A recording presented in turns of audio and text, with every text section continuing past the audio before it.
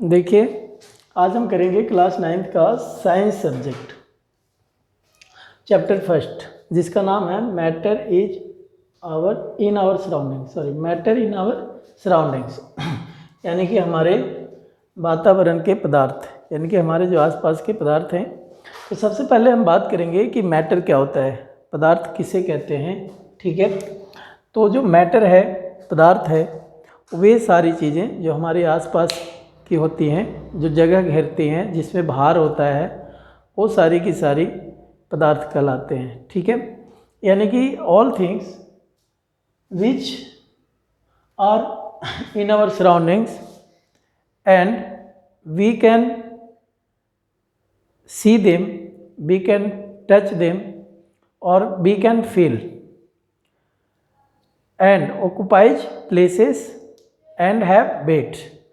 यानी कि जो मैटर होता है, matter the things which occupy places and have weight। यानी कि वैसे चीज़ें जो जगह घेरता हो और जिसमें भार होता हो, ठीक है, वो सारे के सारे मैटर्स कहलाते हैं, पदार्थ कहलाते हैं। ठीक है, उसे हम पदार्थ कहते हैं। अब एक चीज़ तो ये सारे के सारे पदार्थ कहलाते हैं। ठीक है, अब देखते हैं कि इसमें हमें पढ़ना है कि फिजिकल नेचर ऑफ मैटर। ठीक है, तो हम देखते हैं कि इसमें फिजिकल नेचर ऑफ मैटर्स क्या होता है, यानी कि जो पदार्थ है वो किससे बने होते हैं। तो पदार्थ किससे बने होते हैं? जो पदार्थ होते हैं, जितने भी पदार्थ हैं यानी कि मैटर्स हैं, वो सारे पार्टिकल से बने हैं, यानी कि कण से बने हुए हैं। तो यहाँ हम लिख सकते हैं कि matters are made up of particles. Hindi medium वाले बच्चे लिखेंगे कि पदार्थ कणों से मिलकर बने होते हैं। ठीक है, अब पदार्थ छोटे होते हैं, बहुत छोटे होते हैं। ठीक है, बहुत छोटे होते हैं। अब कैसे कण होते हैं? तो ये कण बहुत ही छोटे होते हैं। ठीक है, हमने यहाँ तक कि अणु और परमाणु यानी कि एटम्स और मॉलिक्यूल्स के बारे में पढ़ा है, तो आप समझ सकते हैं कि उसको हम किस में माप करते थे, याद है? किस में बताया गया था? नहीं, तो उसको हम नैनोमीटर में, ठीक है, इसको नैनोमीटर में हम इसको मेजर करते हैं, मापते हैं। ठीक है, तो यानी कि मैटर जो होता है वो पार्टिकल से बने होते हैं। अब हम बात करते हैं कि फिजिकल नेचर ऑफ मैटर्स क्या है। तो जो फिजिकल नेचर ऑफ मैटर्स वही है कि जो मैटर्स होते हैं वो सारे के सारे पार्टिकल से बने होते हैं। ठीक है, तो वो जो पार्टिकल्स होते हैं वो कितने छोटे होते हैं? तो इसका मतलब है कि वो बहुत छोटे होते हैं। छोटे छोटे पार्टिकल्स मिल करके बड़े पार्टिकल बनते हैं, फिर उससे मिल करके और बड़े बनते हैं, और वो पदार्थ कहलाते हैं। ठीक है, अब पदार्थ में एक चीज़ है ऑब्जेक्ट, वस्तु। कभी कभी बच्चे पूछते हैं कि सर ऑब्जेक्ट और मैटर्स में क्या अंतर है, डिफरेंस है। तो जो मैटर्स होता है, एक्चुअली मैटर्स हर चीज़ को कहते हैं, जो हम यूज करें या ना करें वो सारे के सारे मैटर्स कहलाते हैं। लेकिन वस्तु उसे कहते हैं, ऑब्जेक्ट वो चीज़ होती है जो हम यूज करते हैं। ठीक है, उसे हम ऑब्जेक्ट कहते हैं, वस्तु कहते हैं। ठीक है, तो आगे देखते हैं 1.2। ये तो हो गया कि फिजिकल नेचर ऑफ मैटर्स क्या है, कि मैटर्स है कि वो सारे पार्टिकल से बने होते हैं, पार्टिकल बहुत छोटे होते हैं। अगला है कि characteristics of particles of matter, कि जो मैटर है यानी कि पदार्थ है उसके क्या गुण हैं, पार्टिकल्स के क्या गुण हैं। हाँ, पार्टिकल्स के क्या गुण हैं, यानी कि पदार्थ के कणों के क्या गुण हैं। तो देखते हैं, यानी कि इसके जो 1.2 में जो कहता है, इसके जो पार्टिकल्स होते हैं, पार्टिकल्स के हमेशा पार्टिकल्स अट्रैक्ट ईच अदर।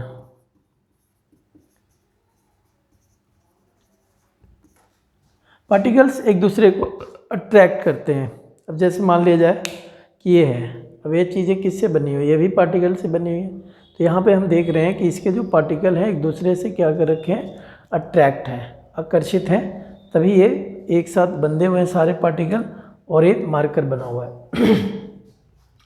दूसरा है कि जो पार्टिकल्स होते हैं, पार्टिकल्स कंटिन्यूसली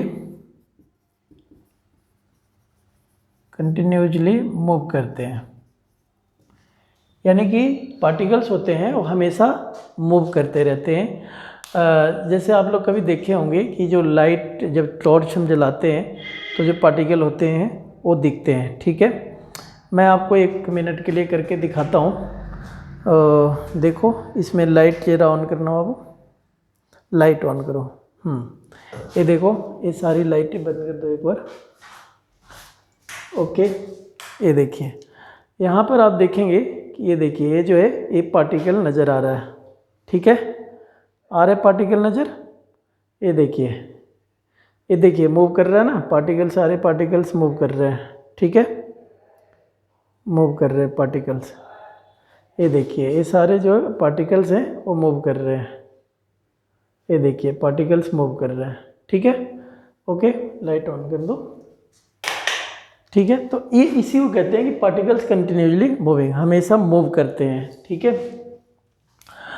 थर्ड है कि जो पार्टिकल होता है attract each other, particles continuously move, और क्या करते हैं, पार्टिकल्स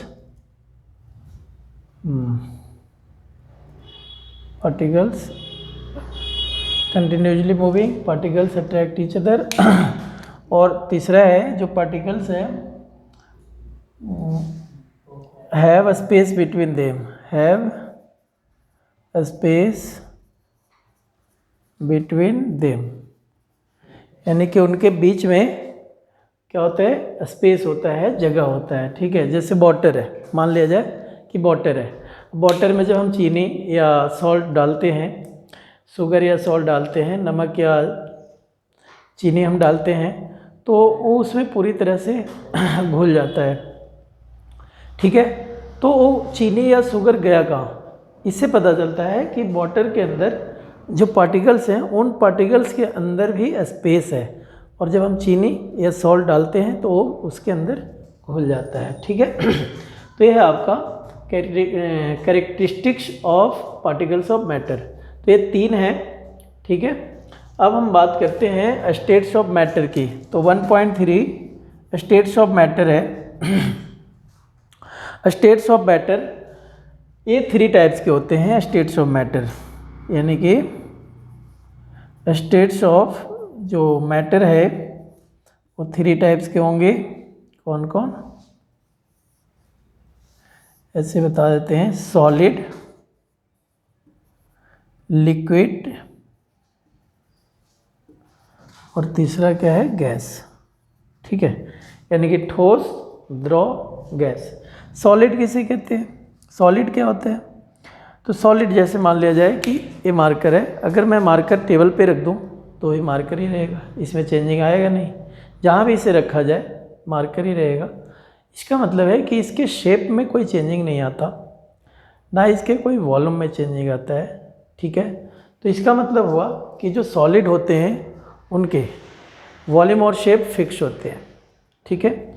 अगर हम लिक्विड की बात करते हैं, वाटर की, अगर मान लिया जाए कि वाटर है, ठीक है, और वाटर को इसमें बोतल में रख दो, ठीक है, तो इस बोतल के साइज का होगा। जब इसे हम ग्लास में लेकर के पीते हैं तो ग्लास के शेप का हो जाता है। तो इसका मतलब है कि जो लिक्विड होता है उसके शेप बदलते हैं, लेकिन अगर इसमें मान लिया जाए कि ये पेप्सी का बोतल है, अगर इसमें 1.25 लीटर लिखा हुआ है, तो इसको जब हम बाहर भी निकालेंगे, किसी और पॉट में रखेंगे, बर्तन में रखेंगे, तो वो भी 1.25 रहेगा, लेकिन उसका शेप अलग हो सकता है।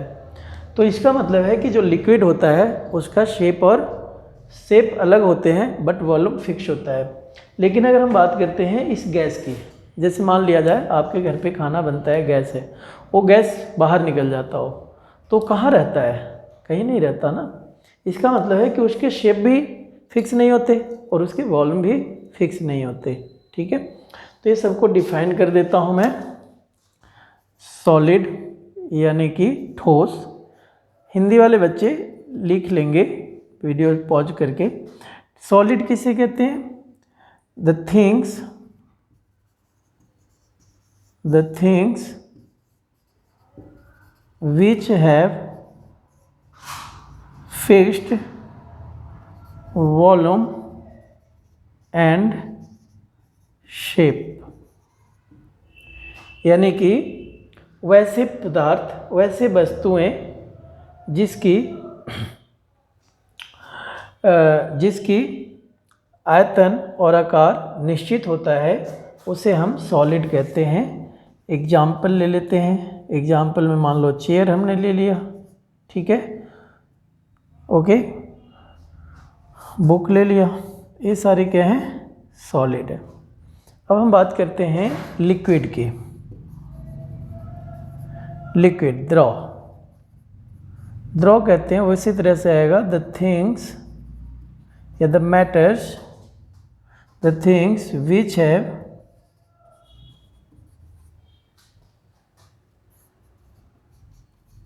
fixed volume but shape are not fixed, यानी कि वैसे पदार्थ या वैसे वस्तुएं जिसकी आयतन और आकार आयतन निश्चित होता है, आकार अनिश्चित होता है। एग्जाम्पल में हम ले लेते हैं वाटर, ठीक है, ओके। अब गैस की बात करते हैं। तो जो गैस होता है उसका, इसको मिटा देता हूँ, यानी कि जो गैस है, ये देखिए, अब गैस की बात करते हैं। Gas, the things which have not fixed volume and shape, जिसका वॉल्यूम और शेप फिक्स नहीं होता है, अलग अलग होता है, यानी कि जो गैस होते हैं जिसके वॉल्यूम और शेप फिक्स नहीं होते, ठीक है। एग्जाम्पल में एयर ले सकते हैं, ठीक है, ये हो गया। ये हो गया हमारा स्टेट्स ऑफ मैटर के बारे में, ठीक है। तो ये था आपका स्टेट्स ऑफ मैटर, यानी कि पदार्थ की स्थिति, पदार्थ की स्टेट, मतलब पदार्थ की, क्या कहते हैं इसको हिंदी में? नहीं, पदार्थ के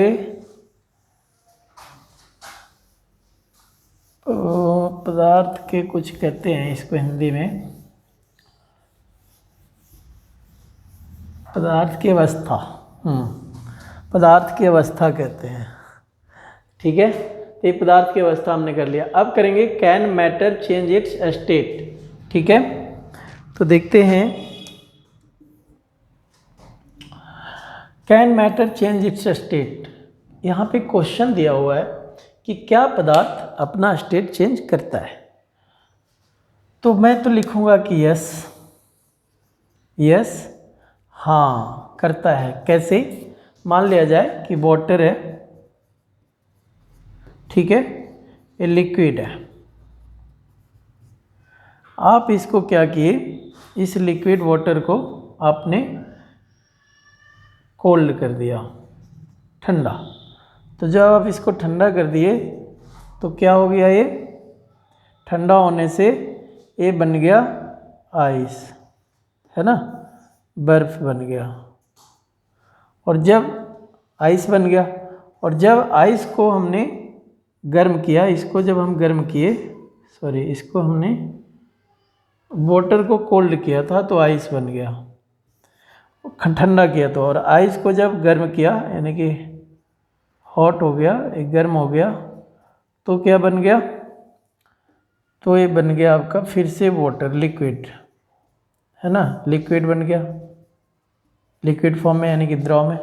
और फिर जब इसको और गर्म किया, इसको तो क्या बन गया, वेपर बन गया।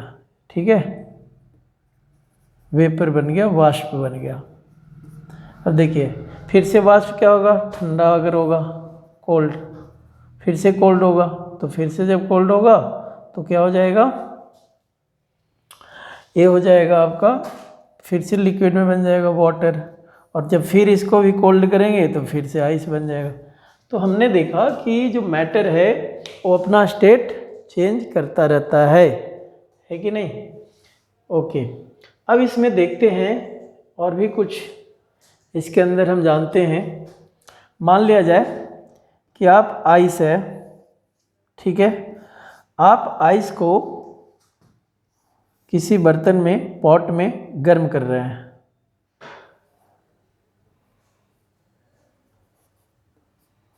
ठीक है, आप आइस किसी पॉट में गर्म कर रहे हैं इसको। ओके, तो जब आप इसको गर्म कर रहे हैं तो इसकी जो टेम्परेचर है वो कितना होगा, 0 डिग्री होगा, या जो भी आइस का टेम्परेचर है वही रहेगा। अब इसमें जब तक आइस पिघल न जाए तब तक उसका टेम्परेचर वही होगा जो आइस का टेम्परेचर है, लेकिन जैसे ही पूरा आइस पिघलेगा वैसे ही इसका टेम्परेचर क्या होगा, हाई हो जाएगा, यानी कि लगभग बॉइलिंग पॉइंट पे पहुंच जाएगा। ठीक है, तो इसमें अब ये जो एनर्जी है वो एनर्जी गया कहाँ गया एनर्जी, क्योंकि हम मान लिया जाए कि हम 10 मिनट्स तक इसको गर्म किए, तो ये 10 मिनट्स तक जो हमने इसको गर्म किया तो इसमें जो हीट एनर्जी था वो गया कहाँ, तो इसके अंदर, यानी कि आइस को पिघलाने के लिए वो एनर्जी लगा।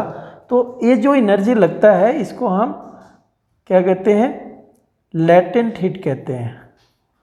लेटेंट हीट, यानी कि हिंदी में कहते हैं गुप्त ऊष्मा।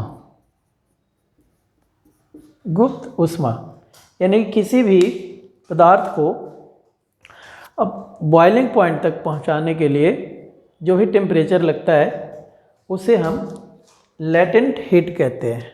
ठीक है, अब है इसमें लेटेंट हीट के साथ साथ एक और है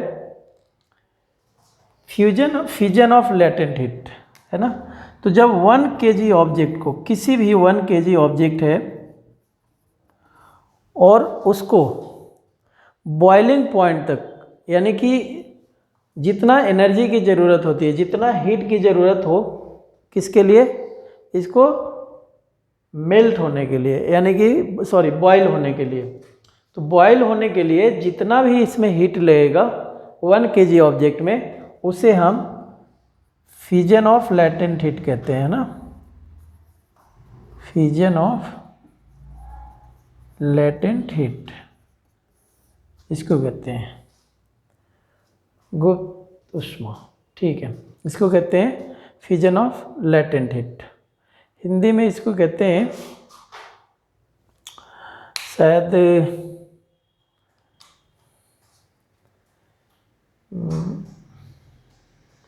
इसको हिंदी में क्या कहते हैं, हाँ जी, फ्यूजन ऑफ लेटेंट हीट, यानी कि 1 kg ऑब्जेक्ट को बॉइलिंग पॉइंट तक लाने में जितना एनर्जी लगता है उसे फ्यूजन ऑफ लेटेंट हीट कहते हैं। चलिए देखता हूँ, अभी याद आ जाएगा तो बता देंगे। अब देखते हैं आगे कि अब जो है इसमें हमने अभी बताया था बॉइलिंग पॉइंट, तो बॉइलिंग पॉइंट देख लेते हैं। बॉइलिंग पॉइंट किसे कहते हैं, बॉइलिंग पॉइंट, यानी कि बॉइलिंग पॉइंट को कहते हैं गलनांक, क्वथनांक कहते हैं क्या, क्वथनांक ना, क्वथनांक, यानी कि द टेम्परेचर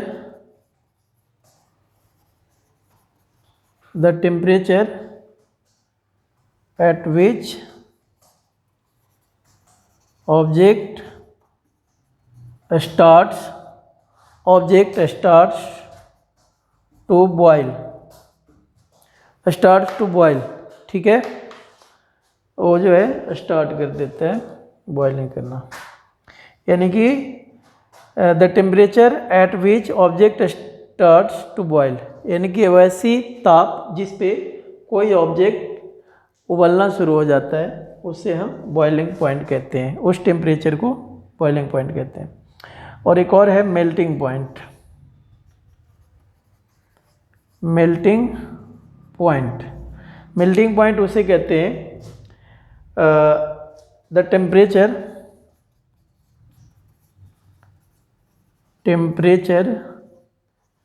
at which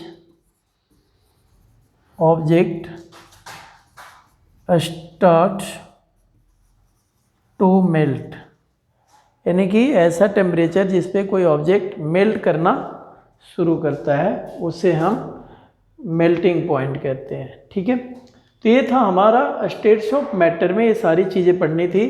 एक चीज़ और देखते हैं, sorry, can matter change it's state में हमें इसे पढ़ना था 1.4 का।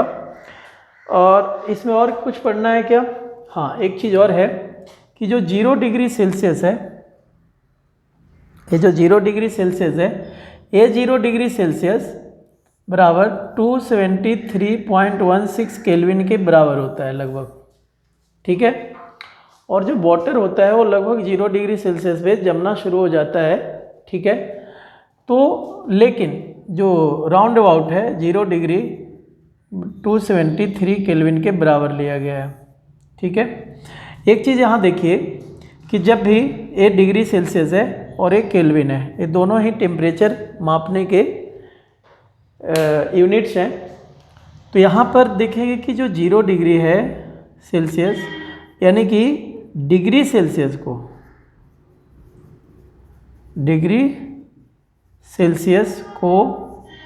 केल्विन में चेंज करने के लिए, यानी केल्विन में अगर चेंज करना है तो क्या करना पड़ता है?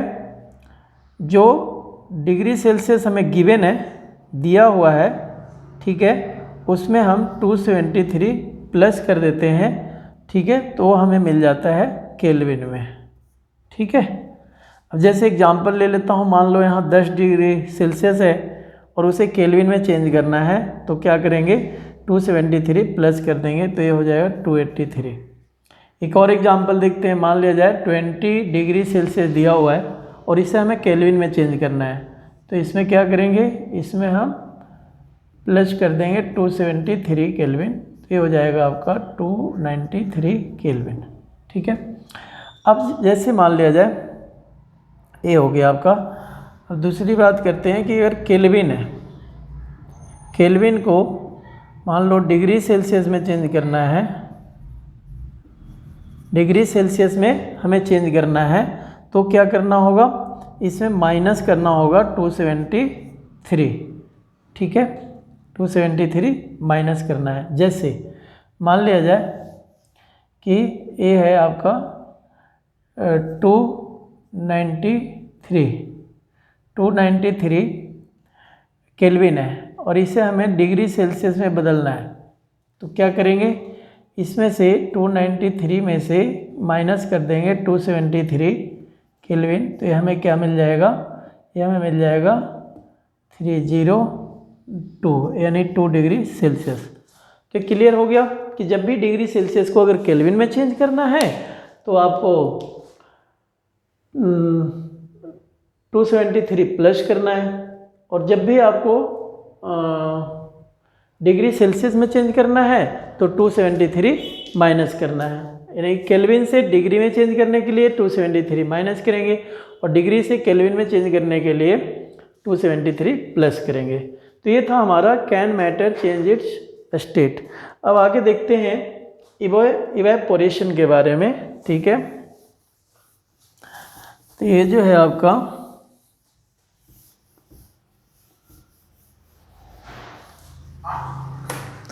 ये जो इवेपोरेशन है किसे कहते हैं?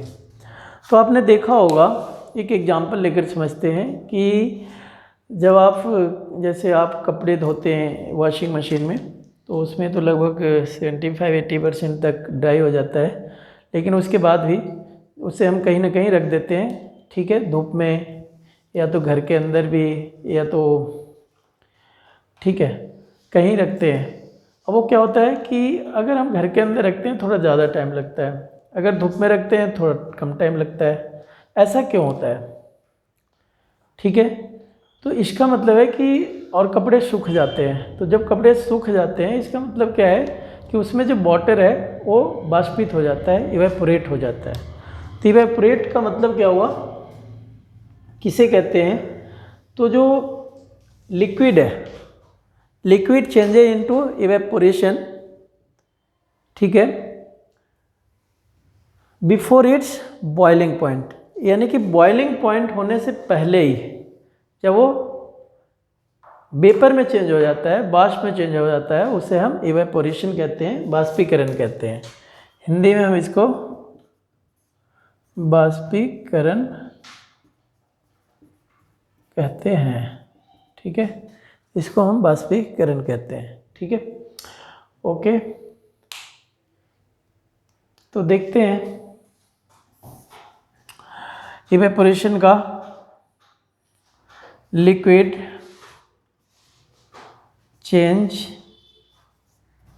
Changes into vapour, liquid changes into vapour before it's boiling point, boiling point यानी कि बिना, हाँ, बॉइलिंग पॉइंट तक पहुंचने से पहले ही जो लिक्विड होता है वो वेपर में चेंज हो जाता है, वाष्प में चेंज हो जाता है। यानी कि हिंदी में इसको कहते हैं कि उबलने, यानी क्वथनांक तक पहुंचने से पहले जो द्रव होता है वो वेपर, वाष्प में चेंज हो जाता है, उसे हम बाष्पीकरण कहते हैं, इवेपोरेशन कहते हैं, ठीक है, उसको क्या कहते हैं, इवेपोरेशन कहते हैं।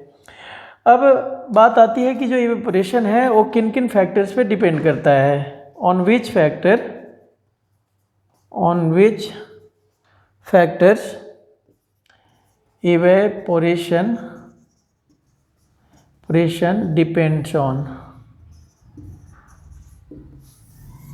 कहता है कि कौन कौन से उस पर डिपेंड करता है। तो देखते हैं किस पे डिपेंड करता है। पहला तो है surface area, increase of surface area, यानी कि जितना सरफेस एरिया ज़्यादा होगा उतना ही ज़्यादा इवेपोरेट होगा। जैसे मान लिया जाए कि हम ग्लास में वाटर रख देते हैं छत पे, और एक बड़ा बर्तन है, थाली लेते हैं और उसमें पानी रख देते हैं, तो किस में जल्दी इवेपोरेट होगा, जाहिर सी बात है कि वो उसमें किस में होगा, थाली में। या हम कपड़े की बात लेते हैं, मान लिया कपड़े को हम ऐसे तह लगा करके, जो गीला कपड़ा है उसको तह लगा करके धूप में रखते हैं, और एक जो है पूरा फैला करके रखते हैं, तो कौन जल्दी सूखेगा, जो पूरा फैला करके, क्योंकि उसका सरफेस एरिया ज़्यादा है तो ज़्यादा इवेपोरेट होगा, ठीक है।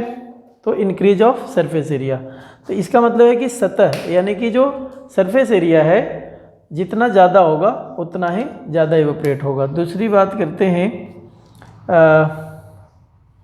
Increase of temperature. अब देखे होंगे कि ठंड में कपड़े काफ़ी देर से सूखते हैं, जबकि गर्मी में बहुत जल्दी सूख जाता है। इसका कारण ये है कि गर्मी में ज़्यादा हीट होता है, टेम्परेचर ज़्यादा होता है, जिसके कारण इवेपोरेशन ज़्यादा होता है। तीसरी अगर हम बात करते हैं, थर्ड, तो इंक्रीज ऑफ टेम्परेचर हो गया आपका, सरफेस एरिया ये तो हो ही गया। अब तीसरा देखते हैं,